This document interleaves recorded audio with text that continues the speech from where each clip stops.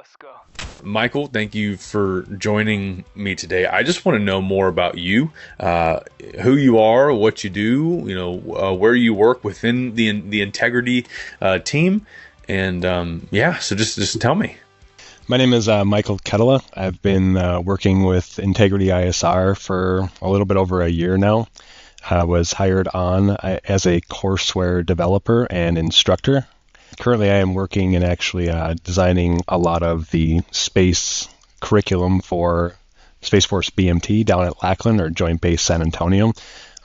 And as a courseware developer, we're putting together not only curriculum, but we're also helping to figure out how that actually is implemented into the 7-week basic military training that Guardians are exposed to. What does it look like building Guardian culture starting at BMT?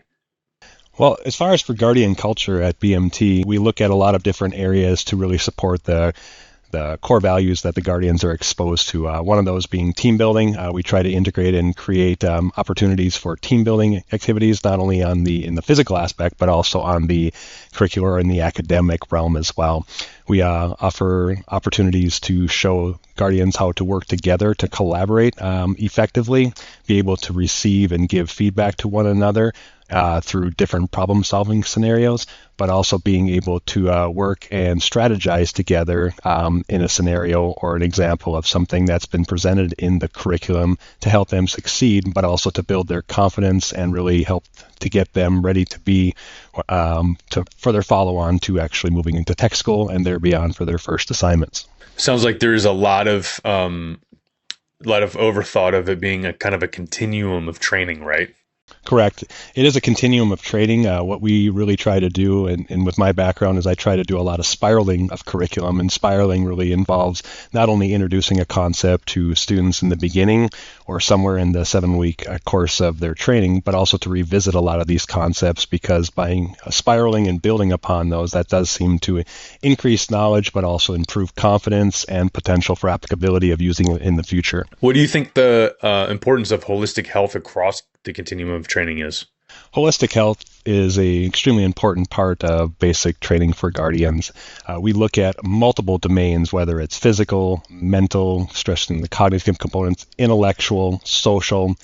Things like nutrition are also part of this as well, and being looking at sleep, for example. And what we're trying to do within the curriculum is build opportunities so that students are faced or visit these different domains, or they're integrated into the curriculum, so that when they go through basic training, they have opportunities to really build upon skills. Take the mental domain or the cognitive domain, for example, being able to increase problem solving, risk taking, being able to work under stress, being able to know how to reach out to encourage another guardian, a fellow guardian, to be able to help them, but also learn and be comfortable with asking for assistance from not only peers, but also their training instructors, and being able to take that and then apply that knowledge base to what they will be doing or what they currently are doing to help them succeed. Seems pretty evident that one of the things that you might embed into your curriculum is critical thinking. Is that true?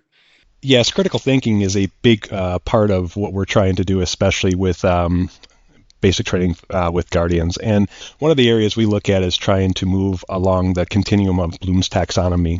We try to create opportunities for students to not only to memorize and be able to think about a term or a concept and be able to reveal what that is, but also be able to apply a scenario or a question in which they are given those opportunities to critically think about something, look at alternatives, being able to apply that knowledge, but also be able to solve that problem, maybe going a little bit deeper, rather than giving a superficial level by itself of, let's say, space history for a second. We may go an inch deep, an inch wide, but what we're really trying to do then is with different levels of questioning, we want to try to hone in on their knowledge and go maybe not only an inch deep, but a mile deeper too, to really look at some of the different things of how they can apply what they're learning to other scenarios or different situations or things that they are exposed to.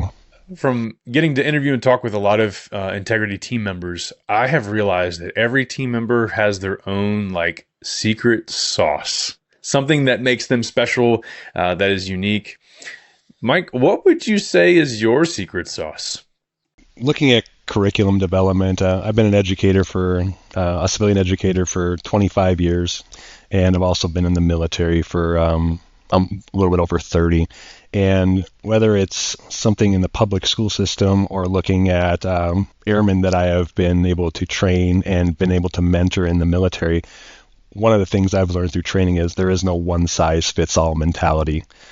Trying one thing with one trainee or student may not work with another student. So being able to be innovative and being able to pull and think about learning systematically is a really good approach to utilize to really help try to gauge the middle, but also try to incorporate opportunities for those students that maybe are visual learners versus learners that learn by hearing, or even kinesthetic learners, those that learn by doing, trying to use a differentiated approach in which we use multiple perspective and multiple ideas to accommodate our learners is really the best approach, especially in today's generations of trainees and students. Yeah, you are a career educator, for civilians and now, in the military. I would love for you to just go maybe a little bit deeper. How has the fusion of your teaching and your military experience helped you shape guardians and other soldiers of the future? One of the things that I've done within my educational background that has actually been very relevant, not only in the civilian side, but also in the military side, is actively pursuing a national board teaching status. And the National Board for Professional Teaching Standards is a very rigorous program that educators can go through really to improve learning. It really stresses the importance of knowing subjects, managing learning, thinking systematically about our expectations, implementing, evaluating, and then setting worthwhile goals and going through this process. It's a more rigorous, but also a process that continues. It's continually evolving.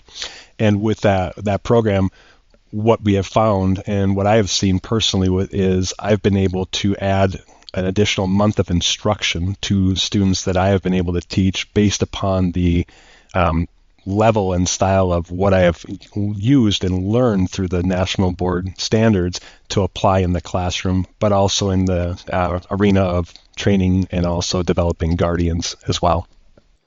I know for the National Board, they have a vision that someday every student in every classroom every day would be taught by accomplished teachers, such as yourself. How has that translated for you to go from looking at grade school students or college students to military students? When we look at a student in the public sector to, let's say, a trainee in the guardian arena, a couple of the things that I definitely see is with learners, there's a very wide range of diversity of how students are actually able to absorb information, how they apply it, how they understand it. So when we look at guardians specifically, there is no one size fits all to being able to teach students. There's different methods that we try to use, whether it's problem-based learning, whether it's some cooperative types of learning, or looking at Socratic questioning, for example, where we try to dig with a variety of instructional strategies. Really, we're trying to hone in on learning styles, but also pull out and really try to expand upon what guardians are being exposed to and how well they could succeed and absorb the information that they're being exposed to at BMT. Mike, thank you so much for your time joining us today. And if anyone who is watching this has any questions about Integrity ISR and working together, whether that is on training or operations, because we do both, or if you're interested in doing individual learning or even workforce training through ISR University, you can find us online at integrityisr.com and isruniversity.com. Thank you so much, Mike, and I hope that everyone watching has a fantastic day.